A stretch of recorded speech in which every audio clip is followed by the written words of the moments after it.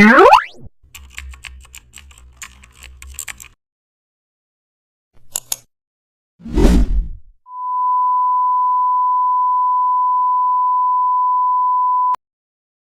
back to the channel. Don't forget to like, share and subscribe for more updates.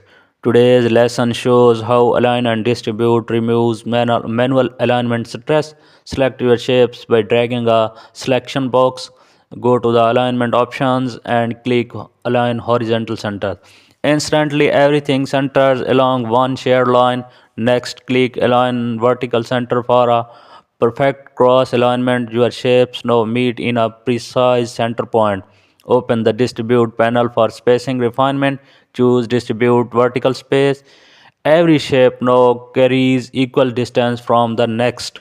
This ensures mathematical spacing accuracy. It's perfect for lists, social icons, or stacks text boxes. Thanks for watching.